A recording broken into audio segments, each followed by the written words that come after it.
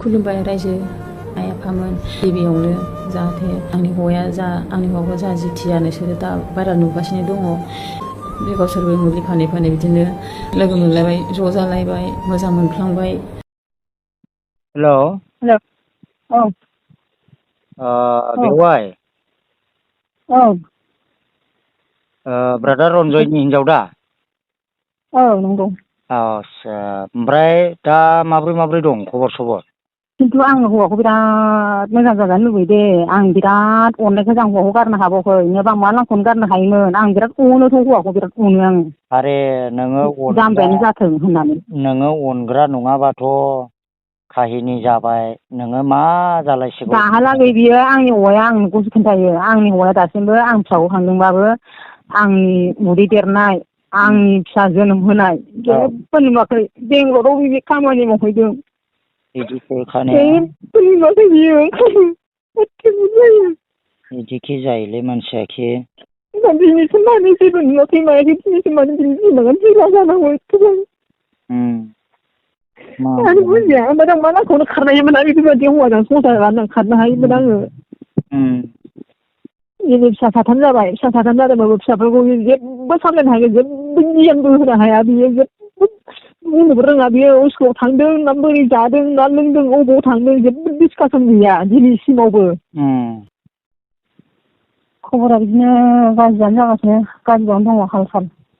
आस्सा ओमफ्राय दा गावहालाय अबावथो दङनो?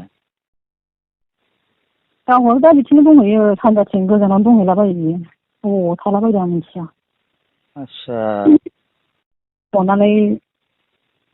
बांसिनानो फेसबुक लाखायो बियो टाइम मोनबाल'सो बियो हरो ओमफ्राय रायज्लायनो मोनो गोजानावसो दंलाबायो जेराव होनो आरो। नोंजोंलाय रायज्लायहरोना हरा? हरनायाथ' हरो बियो दफाल' हरो हरबाबो। औ होमबाबो ओमफ्राय क्लियार खोथाखौ रायलाया आरो इसेबां क्लियार खोथाखौ रायलाया आंनि हौवाबाबो आं इसेबां हमनो हाखाया बिनि गोसोखौ माबायदि। ओमफ्राय न'खरफ्रावलाय नोंजोंलाय माबायदि जेन'बा एक्टिभ थायोमोन बेलाय? एक्टिभ थानायाथ' बियो मानसिया थानायालाय थायोमोन। आस्सा फैनाय जादों आरो। औ ओमफ्राय आगोलाव बिदिनो मेसेंमोन नालाय औ मेसें बोथोराव माबामोन आरो मा होनो आगोलावथ' बियो टट' सालायोमोन नालाय टट' फिरफिलि गारि सालायोमोन नालाय बे टट' गारि सालायनाय टाइमाव एसेबां बिदि जेबो रेकर्ड गैया आरोना। आरो दिनैसिम बेनि बिजनेस गेलेनायाबो माबाल'सोमोन बोसोरसे जायोमोन आरो बोसोरसेयाव दिनै आंनि फिसाजो आंहा हिनजाव दङ नालाय आंनि फिसाला गोरलैया जोनोम जानाया दा माबा जाबाय मा होनो 14 हाबगासिनो आरो दा 14 मास जाबाय आंहा फिसाजोनो हिसाब दंखायो दा बिनि बिजनेस गेलेनायानो 14 मास हाबगासिनोखा दा। ओमफ्राय दा 14 मासावहाय आंनि फिसाला उन्दै जोनोम जानाय लोगो लोगो बियो बेबायदि खामानिखौ बेब'स्थाखौ मोन्दोंमोन आरो बियो लाइनखौ। ओमफ्राय बेबायदि बेब'स्थाखौ मोननानैहाय उनावहाय बिदिनो बिजनेसखौ गेलेबाय थानानैहाय माबा जाबाय आरो बियो मास मोननैखौ गावनो हारसिङै मोजाङै हान्थिबाय थादों मोजाङैनो बिजनेस खालामदोंमोन बियो हारसिङैहाय मास मोननै फरे आरो गावबो खोन्थाखादोंखा आरो आंनो सानखानाया मास मोननैनि फरे बियो बे केमथाखौहाय लोगो मोनदों आरो बियो लोगो मोननानै ओमफ्राय बिदिनो गावसोरो मुलि फानलायो ज' फानो थायो बिदिनो माबाबाय आरो थाफा बिदिनो माबा माबि आंथ' मिथिया एसेबां खबर लानो हाया खिन्थु आङो रिल्स दाबाय थानायखौ नुनानै आं हौवाखौ आरो बादा होबाय थादोंमोन आरोना। गथ'आ सानै ने? आंना फिसालाया नङा नोंनि गथ'आ सानै ने? साथाम फिसा हौवा गोजा। फिसा हौवा गोजा साथाम। दानिया ओमफ्राय दा 14 मास हाबगासिनो आरो गोरलैया बे गोरलै जोनोम जानाय लोगो लोगोनो बेबो खामानिखौ मोनदों आरो लामा गालांदों। ओमफ्राय बे दे जेन'बा रन्जया दे घटना जादोंमोन खेमफ्राइजों बेखौ नों सिगाङाव मिथिदोंना मिथियाखैमोन? आं बेखौ मिन्थियामोन मिन्थिनाया खिन्थु आङो बिसिनि रिल्स गानाय मानायखौ नायनानै आं एसे सन्देह सानबाय थायोमोन आरो। आस्सा हिनजाव सानबाय थायोमोन आं गोसोआव खिन्थु आं एसेबां जेबो बुंनो हायामोन आरो माने उनावहाय मास मोननैयाव खिन्थु आंबो मिथियो मास मोननैयाव खिन्थु हौवायाबो हारसिं बिजनेस गेलेया नालाय बे समावबो रावखौबो लोगो मोनाखैमोन ना माने आंबो खेल दंखायो आरो बिदिनो फैब्लाबो आरो फैसा थाखाबाबो स' लाबोयोमोन मोजाङैनो लाबोयोमोन फुंनि फानबाबो होफैयोमोन सानैजों हिसाब खालायोमोन ओमफ्राय उनावहाय बिदिनो मास मोननै बिसोरखौ लोगो मोननानैहाय उनावहाय बिदिनो मारै जालांखो फैसाया बिदिनो आंबो खेल लाबोयो आरो आन्दाज लाबोयो आरो माने आं सानदों बेखौहाय नोङो जिनिसखौ मोजां मोनबाय जेथिया मोजां खामानिखौ मावलांबाय था हिनजावफोरजोंल' मुलि हिनजावफ्रा जेन'बा नोंजों खारफादोंबाबो जाहाथे जेबो नों दाजा हिनजावफोरनि खोथाजों बारा दासोलि बुंदोंमोन दा ओमफ्राय दाथ' जेन'बा नोंनो मोजां गाज्रिबो खोथा रायलायहरा नामा इयो दाथ' रायलायनायाथ' रायलायो गाव नोंबो आंखौ नोंबो मिथिखायो मा खालायदों मादो ओमफ्राय बिदि होनो ओमफ्राय दा रायजोफोरखौसो बेनाव गिनाय दं आरो दा रायजोफोरखौसो दा गावआलाय आंनि सिगाङाव ओरैनोमोन मोजां मोननायालाय मोनथारगुबैयोमोन खिन्थु गावबो मोजां मोनोमोन मोजां मोननायखायनो बियो आंखौबो थानो हायि बायदि लिंहरोमोन मुलि फाननायावबो बियो गावनो लिंहरबाय थादों हिनजावाहाय नों नोंखौ नुवाबा थानो हाया मानो हाया होननानै थाब लिंहरनो मुलिखौ लानो थाखाय थाब लिंहर जाहैदों ओमफ्राय गावनो खोन्थाजोब्बाय आङो दा ओमफ्राय आंथ' बेजों दा लेनदेनबो खालायला माबाफोर जायोबाबो आं बेजों लेनदेन खालायला जेबो आं दाख्लै खालायगोन आंबो साननाय दङ आरो बे गोसोआवना माने आंनि हौवाबाबो आं बिसिबां दाबो आं बिसेस खालायखाया नालाय खेबसे खामानिबो थांखायो दानोसैना गोसोआनो सिरि ना मबाइल दङ नालाय सिरि थाना होमबा बियो जाथाया जानानै थादोंबाबो आंनो सिगाङावनो खोन्थाखादों बे जाथायखौ माबा गाज्रि जाथाय जानाया बेखौ आंनो खोन्थाखादों हौवायाबो होमबा बे समावहाय बिसोर सानैजों नांलायलायदों मोजां मोननायनि खोथा नालाय माने हिनजावा सोरनावबा जौ लोंनानै सोरनावबा दंहैयोमोन नामानो बेखौहाय नों सोरनावबा दंहैयो मायो मोजांखौनो मोनलांखादों नालाय मानो नों सोरनावबा दंहैयो मायो होननानै बुंहरदोंमोन नामा रायदोंमोन नामा दा बेयाव गावनि सानैजों मा जालायखो बेनिफ्राय हौवायाबो दाबसे समाव फेनानै फैबाय ओमफ्राय आंजों गुद्दा गुद्दि खर' जाफैबाय बियो 12था 1था गाहामाव फैनानैहाय आंजों दावराव जाफैबाय आं सेंग्राखौ मोजां मोनदों होनबाबो फुरा गोसोखौ आं बे दिननिफ्रायसो मिथिदों बेखौ आदसा गावनो नोंनि सिगाङाव खोन्थाना लाखादों आरो खोन्थाना लाबाय आंखौ लोगो बादि थिनबाय बियो मोजां मोननायनि खोथा नालाय आंखौ लोगो बादि सानना लाबाय बियो फुल खोन्थाजोब्बाय बियो ओरैबायदि मोजां मोनोमोन मायोमोन होननानै बुंबाय बियो ओमफ्राय बिदि होननानै खोन्थाबाय नालाय मानो बिदि जानांगौ मानांगौ होननानै आंबो हरसे उन्दुनाय जाखासै बिदिनो दावराव दावसि जाबाय थाबाय जों बोराय बुरै मानो बिदि जानांगौ नोंहा फेमिलि दं नोंहा गथ' गथाय दं हिसाबै नोङो सिगाङाव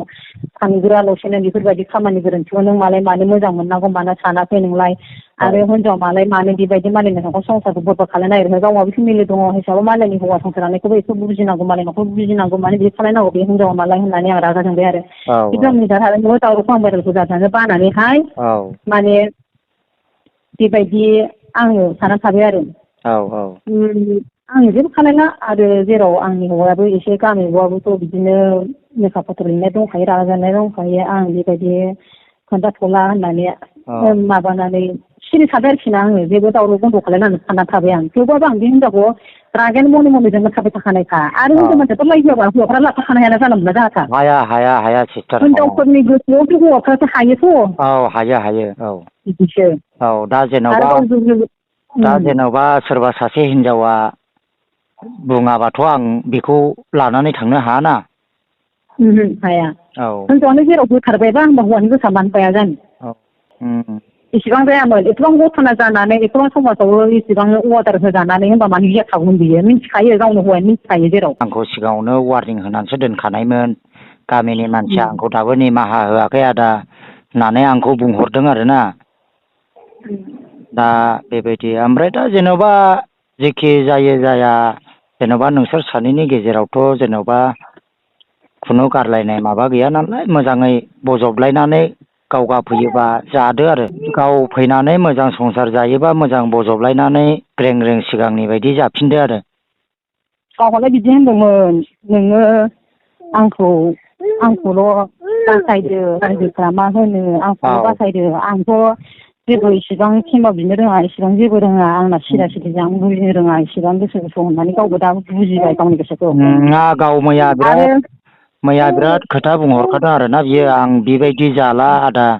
आरो होननाया गुबुनाबो बेबायदि आं बायदि दाजाथोंसै आं मा दाय मावफ्लांखो आं आं बेबायदि खालामला होननानै बिराद मोजां आंजोंबो मैया सिखार लाहरदों आरोना बियो आं जिनाखि मोजां मोनफ्लांदोंमोन मोजां मोननायखौ आङो दा आं बेखौ आं बिनानावसो आं गाबज्रिफिनसिगोन सिगांनि बायदि नैबेफोरबायदि खोथा बुंदों आरोना बियो दा गावगा माने दा नोंनि बे होननायखौ आङो दा मिन्थियो बुजियो माने बिबायदि बिनानाव लेंनाय होननाय खोथायानोथ' आरो गाज्रिबाव बिनि थाखाय माने रिलेसन थाबाय थाबावनोसै बे सिरि सिरि रिलेसन थाबावगोन आंनि आन्दाजाव आंनि हौवा नालाय आं मिथिगौना बुजियोना आंबो माने गावनि बुंनाय बायदिब्लाथ' गाव बेबायदियाव थांला बे खोथा बुंहरदों आरोना बियो थांनो थांला माने आरो बेखौ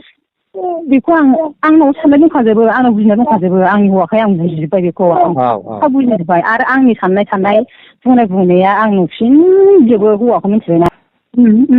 बेफोरबायदि माबा मोनसे साननाया फैफिनगोन मानो नालाय बिनानाव लेंबावनो दरखार बिलाय मानो बिनानाव लेंनानै खोमथोनखौ आरो लाबावखो बियो औ माने आंनि बियो हिसाबाव दा गावहा गोसो गैयाबा बियो हिसाबाव दा बेखौ हिनजावखौ रायनानैसो बुंना लानो हायो सोब खोथाखौनो बुंना लानो हायो नंगौ गारथारनाय गोसोबा औ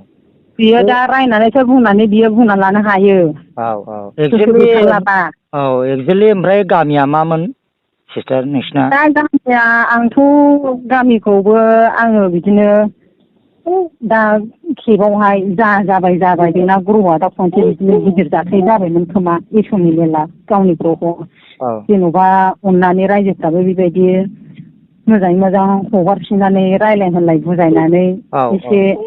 बुजायनानै हगारफिनोबा अरजाला जाहाथे आंनि साननायावबो आङो खेमा बिदिनो रायजोफोरनावबो जाहाथे संसारखौ नोंसोरो उनावहाय मोजां जानाय नुवाब्ला नोंसोरनो नुबाय थागोन बे खेबसेखौ जाबाय गावबो बिराद मोजां मेगनाव मोदै लानानै निमाहा लाबायथ' बेखौहाय होथोंसै आरोना गामिनि मानसियाबो बिदि सानदों आरो आंबो बिदिनो सानदों बे खेबसेखौहाय होथोंसै जाबाय जानानै थांबाय सिगाङाव आदा नांगौबा उनाव बायनसान्स माबा मोनसे गिदिर जाथाय जाबावोबा नोंसोरो फिसा फिसौ जाथाय जाबावोबा नागारनाङा आरो बेसेबां साजा होयो आं सानबाय आरो रायजो राजाखौ बेखिनियाखौनो आंबो जोंबो लुबैदों आरोना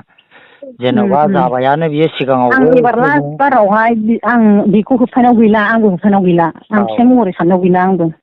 एबार लास्ट बारावहाय बेसेबां साजा होदो आरो एबार जाबावोबा आरोना जाबावोबा बिदिनो ओमफ्राय चिराङावलाय मा गामि जोंना जोंना माबा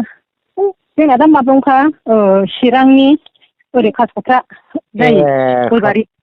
कासिखथ्रा गयबारियाव ने आस्सा आं बेखौनो चिराङाव मा गामियावब्रा बुंबाय थादोंमोन आरो गामिखौ आं मोजां मिथियामोन नालाय नों बबेनिमोन बेवाइया आंलाय नै खैला मैला आं सानो आंनि गोसोआवबो अनेक आंनि हौवा नालाय आं बोरै सामलायनानै लानो हागोन बोरै मोजां जागोन आंनि हौवाया आं गोसोआव बिराद दुखु सानै थायोमोन आङो आरो आं बेखौ बिराद बुजायबोबाय गोसो गोथौ बुजायबोबायबो होनोबो आं होना नङा होनोबो दिनैसिमबाबो आगोलनिफ्राय गारलायनानै माबादों होनबाबो ना बेखौ आङो दिनैसिमबाबो बेखौ रायबाय थाखायोमोन आङो बेखौ बुंबाय थाखायोमोन होनबा दासिमावबो बियो अनलाइनाव थाबाय थायोमोन माने कलआ थाबाय थाखायो बिसिना गाराखै ओरैनो सायावसो आंखौ गारदों जानगाराव थाबाय माबाय होनफ्लाबाय थायोमोन बे आंखौ बिदि होनबाय थायोमोन आरोना बिदि होनोमोन आंनि आन्दाजाव आं बेखौ खेल लानो हायो नालाय खेल लाबानो हमनो हाजोबो नालाय ओमफ्राय आङो सन्देह थानायखायनो आं होनबाय थागोन बेखौ बुंलायबाय थाखायोमोन आं बेखौहाय बेबायदि नङा बिदि दाखालाय होननानै आङो फनाबो नोंना कन्टेक्ट थाबाय थाखायोदां होननानै आं बिराद गोसोबो खावो आरो नोंखौबो आं रायखायोमोनबो खिन्थु गावनि खोमायाव आंनि रावा मोनसेबो हाबामोन दे जायामोन सोआमोन गावगा दा निमाहा लाबायथ' गाव बुजिबायबो जानो हागौ बेबाराव जुदि गाव सोलायनो लोङाबा बे गावनि साजाया बेलेग जाहैगोन आरोना बेवहाय नोङो जेनेबा नंगौ माने फैबाय बायोबा नोङो मोजाङै मिलायनानै रायलायनानै आंथ' मिलायनो गोसोखा खिन्थु गावखौसो आं इयुनावसो बिदि जाफिनबावगोन नामा साननाय फैदों नङा जाबाय बायोबा बे गावनि खोथासै आरोखि ना नेक्स्ट टाइमाव माने होनब्लाबो बे